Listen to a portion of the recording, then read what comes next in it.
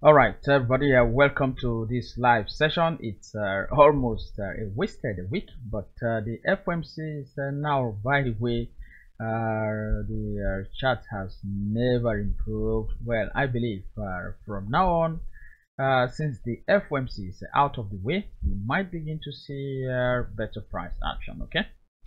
All right, I'm just going to take you through a few pairs. I'm really not going to be wasting your time.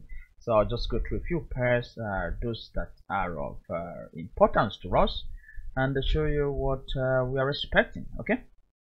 All right. The first one is the euro against the American dollar. In the daily time frame, we have been able to establish that price is in a triangle formation.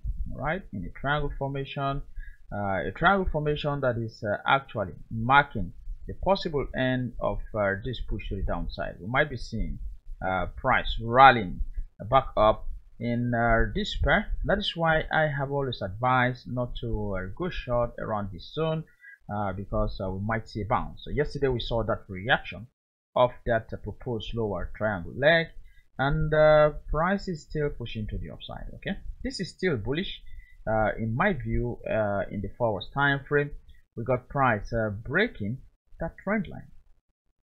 Okay, price broke that trend line. That was the breakout right here. It made a pullback, then it is now crawling back up. Well, that happened in low momentum and with just too much of market hesitation. Before the FOMC news announcement. Okay, before the FOMC news announcement. Well, it's been a non-tradable one, so there is no regret. Even though we know that price is actually turning to the upside, we are not going to be taking any blind entry. Okay, no blind entries. All right, next one is the euro against the Australian dollar. This is the daily time frame.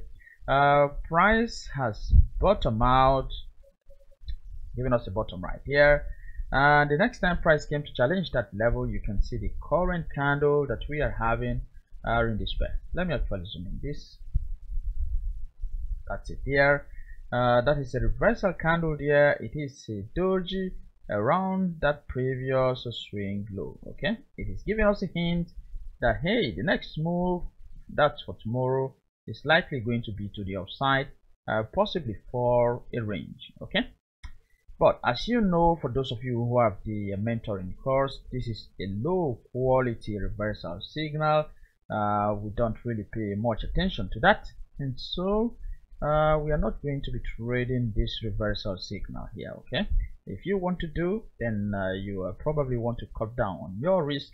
And you know, of course, this is a counter trend trading. Okay, you are countering this overall a push to the downside. It is a counter trend trading. Quite more risky than when you have price bouncing off that area in the direction of that trend. Okay. All right. Let's move on. Sterling pounds against the Swiss franc here. I am anticipating the possibility of a channel in the daily time frame. Okay. Possibility of this channel where price has found support here, and it is finding support around that area. You can see today's candle, that's a bounce candle of that zone, but hey, this might be a trap. It looks a bit tricky. That's because we have price falling from a possible level of resistance in the weekly time frame. Okay, which is also likely going to be another possible channel formation. And so in the weekly time frame, the directional bias is more to the downside. The price is likely going to keep pushing to the downside. It is quite dicey for me. I'm going to advise not to take this bounce there. Okay, advise not to take that bounce because the weekly time frame might be heading down, pushing downwards. Okay. All right, finally, the euro against the New Zealand dollar, and this is the one that I am looking to get involved right now. I am likely going to be taking a trade on this pair right now. I like the way price just move on straight to that area then push up again, coming back down. I am seeing what looks like a railway track. I should be taking that buy entry in the euro against the New Zealand dollar, especially that it is around a long-term level of support, the weekly level of support. Okay, again, this is a counter trend trading, but I am going to risk 2% on it. Okay, all right, let me take this trade, pressing my O button. It's not coming up. Let me take that.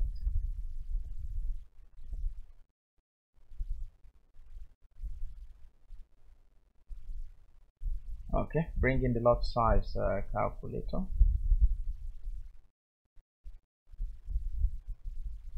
Okay, I'm going to risk in 2%. Right, press my O button. My stop loss, I would like to keep it somewhere on entry is at current price level. Okay, my stop loss is a few pips below this area of weekly support. All right.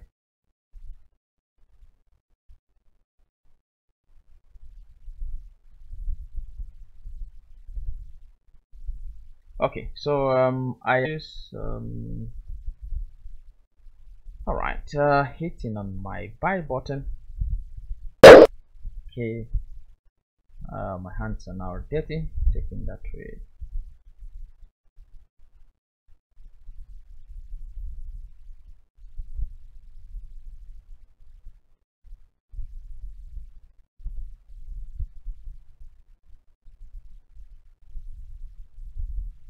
All right, so that's the trade. I'm going to hold it tomorrow. For now, that's basically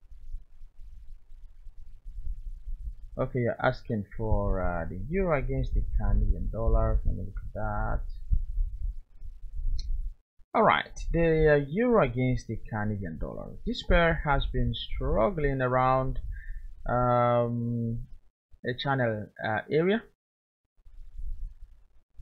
It has been struggling around that channel zone. You can see how price has been testing that area.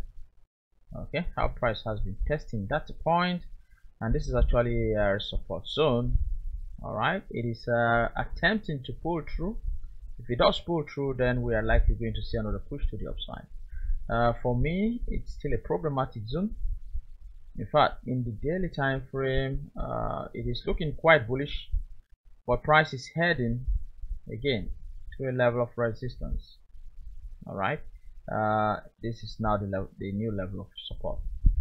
Okay, so for me, it is bullish. All right, it is bullish, but we are likely going to see a range within this zone. There might be a range. Price might react off that level, then come back down again. There might be a range. I don't see price going too far. Okay, in the 1 hour time frame, this is a very messy chart. I actually would not even want to trade in this type of market condition. I will just avoid it. Stay away. Alright, so that's basically it. Once again, thanks for being here. If you have questions or contributions, feel free, send them across and we'll be happy to discuss them together. Do have a nice time. Do not force any trades. Whenever the market is ready for us, we will definitely trade it as usual. Do have a good time. Bye bye.